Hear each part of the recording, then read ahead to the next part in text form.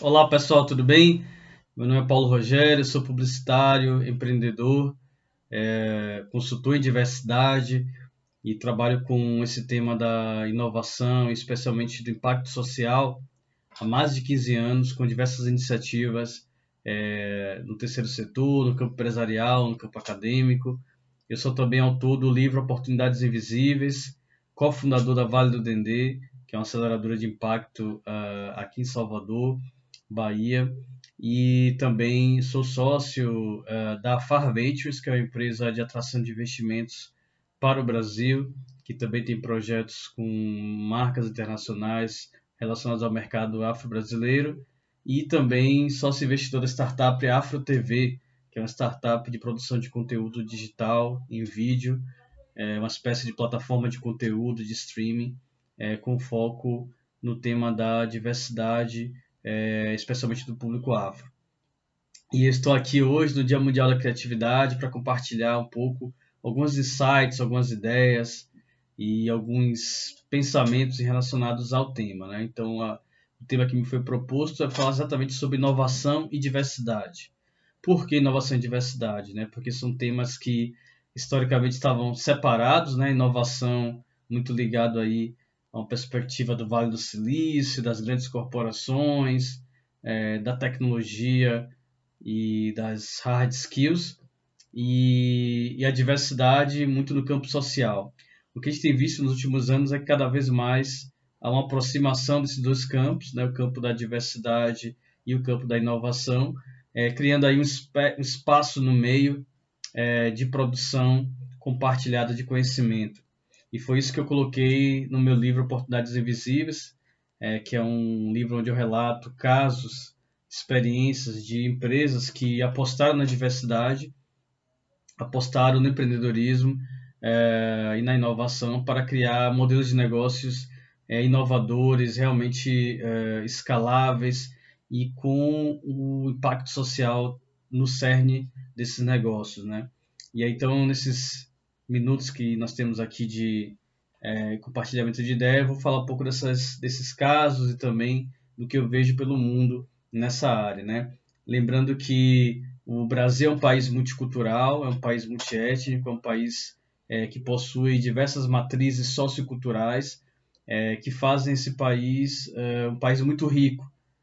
Só que historicamente essa diversidade de pontos de vistas, essa diversidade cultural, religiosa, étnica, linguística, comportamental, nunca foi valorizado pelo mercado e pelas empresas, né? Então, essa é talvez é a oportunidade, é o elemento dentro do conjunto econômico que nós temos no Brasil mais subvalorizado que nós temos.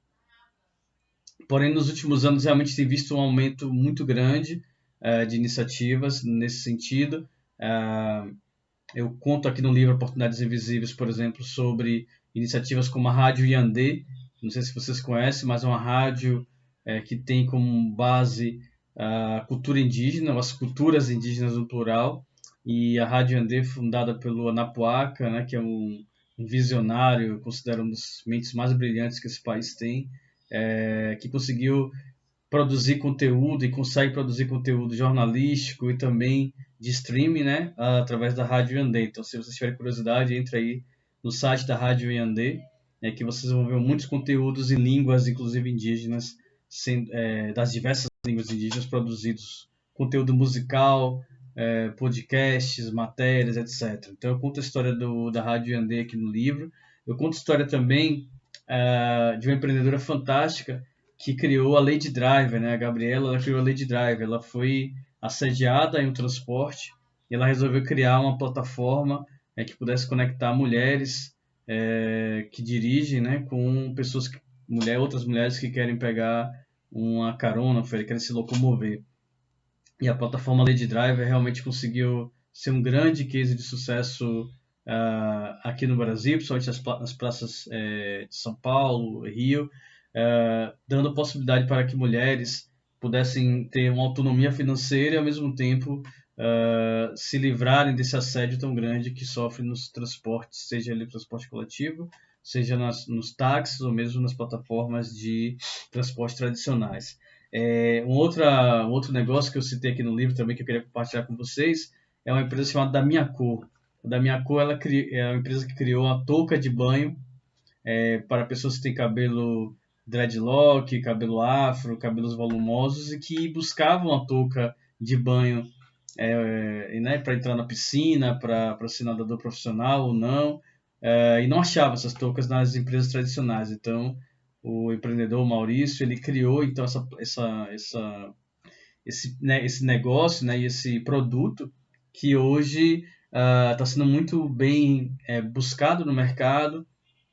Ele fabrica em outros países e distribui aqui no Brasil, um modelo de negócio bem interessante, inclusive plataformas grandes como a Centauros já distribuem o negócio deles, o produto dele, e ele está já também exportando para outros países como Estados Unidos e também a França.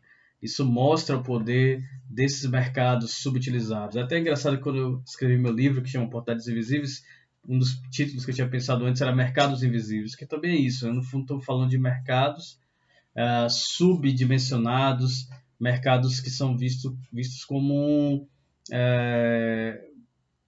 invisíveis realmente pelos investidores, pelas pessoas que detêm o poder e o capital econômico desse país.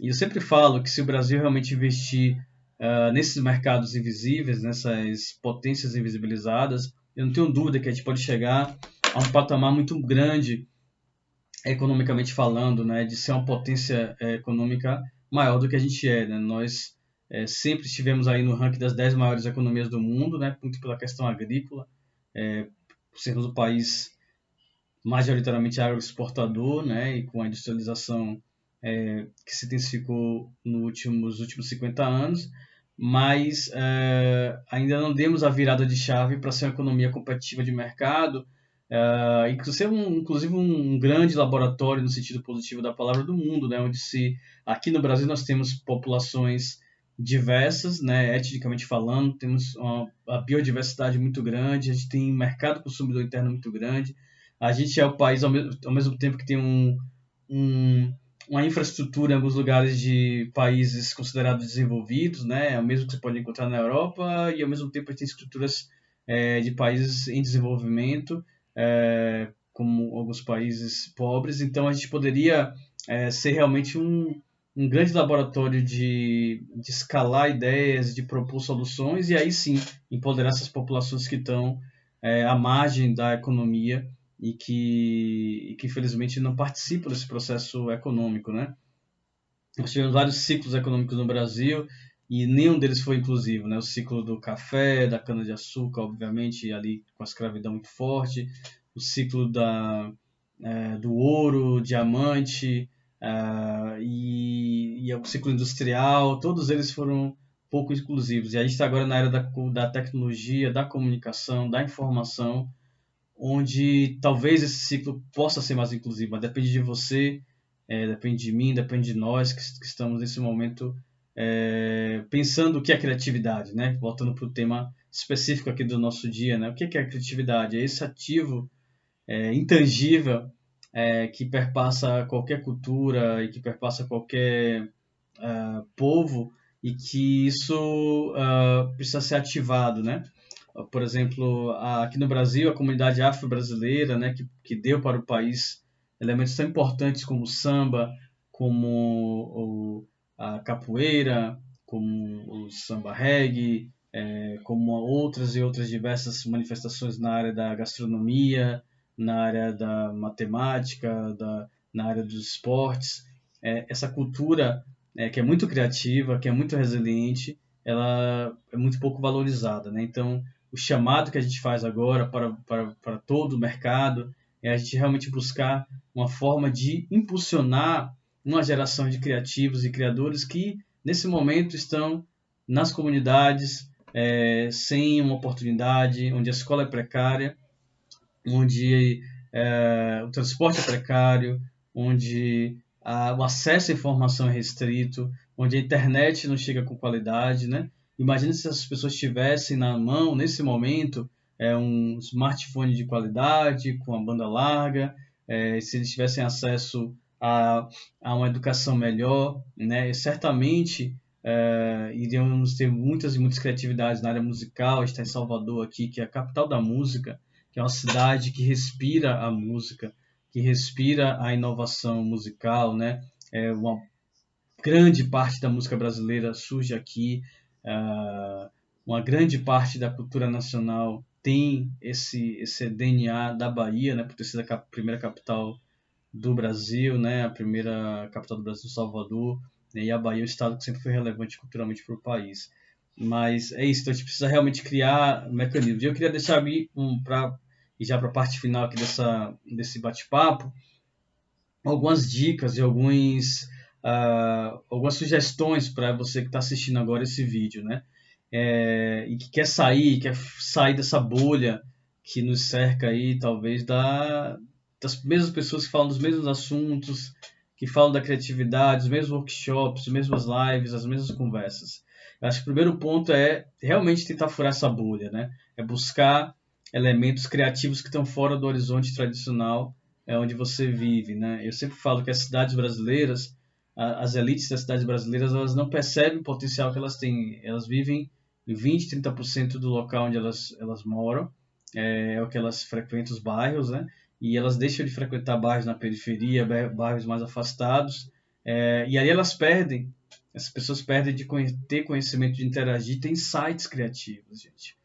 Eu sou publicitário de formação, eu fico muito chateado quando um publicitário tenta pensar uma campanha, um planejamento de marketing, e essa pessoa não entende que ela precisa furar a bolha da própria cidade onde ela vive, né? Então, o primeiro ponto é furar essa bolha que tem a ver com o espaço geográfico, né? Circule na cidade, circule no seu estado, circule no seu país. É bacana viajar para Londres, é bacana viajar para Paris, é bacana viajar para qualquer outro, para Nova York, para Joanesburgo, não importa, mas também é muito bacana conhecer o seu próprio país, seu próprio estado. Então, isso é muito importante para pensar. E aí, um outro segundo insight que eu quero dar para vocês é a capacidade que a gente tem de fazer leituras que estão fora também do radar, né? Então, busquem autores, intelectuais, pessoas que estão produzindo conhecimento que sejam fora da academia tradicional, que seja fora do padrão tradicional.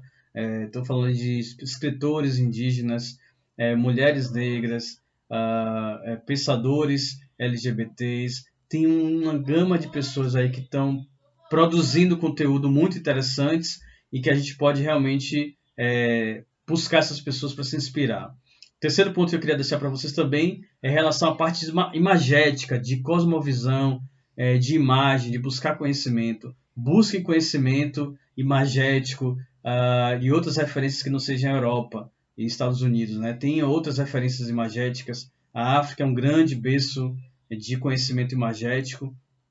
A arquitetura, o cinema, então a arquitetura que tem em países como Mali, é um país muito forte em arquitetura, também em música, o Senegal, pensar na cena cinematográfica que tem na Nigéria, que tem no Senegal, que tem na Etiópia, são lugares onde tem muito conhecimento do mercado audiovisual, né? Não é à toa que Nollywood é hoje o terceiro maior mercado do mundo em cinema, né? E também países como Cabo Verde, que tem uma música muito forte, países como a Etiópia, que tem crescido bastante, tem uma música muito rica, que tem uma estética de pelo menos 5.000 anos, né? E essas estéticas estão fora do nosso radar, né? Então essa é a terceira dica que eu quero passar para vocês, né? A quarta dica é pensar impacto social para além da caixinha da responsabilidade social, é pensar impacto social de modo sistêmico. Como falando de diversidade, nós não estamos falando de caridade, nós não estamos falando de assistencialismo apenas, nós estamos falando realmente de desenvolver novos mercados, novos potenciais e novos caminhos de negócio, né? E por último, eu quero deixar então uma reflexão para pensar em rede. A gente temos que trabalhar em rede, temos que trabalhar numa rede descentralizada, rizômica, que possa realmente produzir conhecimento Só vamos conseguir sair da situação que nós estamos, do momento de pandemia, do momento de situação tão delicada, se a gente conseguir atuar em rede. Então, vamos tentar atuar em rede. É difícil, é complexo, cada um tem sua agenda, o tempo é um limite, mas precisamos atuar em rede. Então, eu queria deixar esse insight para vocês também. As grandes corporações já trabalham em rede, os grandes grupos econômicos já trabalham em rede, e os pequenos empreendedores precisam se conectar mais e trabalhar em rede. Então, são essas reflexões que eu quero deixar para vocês aqui. Agradeço a oportunidade aí do Dia Mundial da Criatividade. Deixar meus contatos aqui, né? Tô no Instagram aí, Paulo Rogério _BA, também no LinkedIn, também com Paulo Rogério Nunes, meu site paulo-rogerio-nunes.com e também, né, caso vocês tenham alguma dúvida, podem entrar em contato aí também para que a gente possa trocar ideias e desejar aí um Dia Mundial da Criatividade de muito insight, de muita reflexão e que a gente possa atuar em redes ainda mais poderosas. Muito obrigado.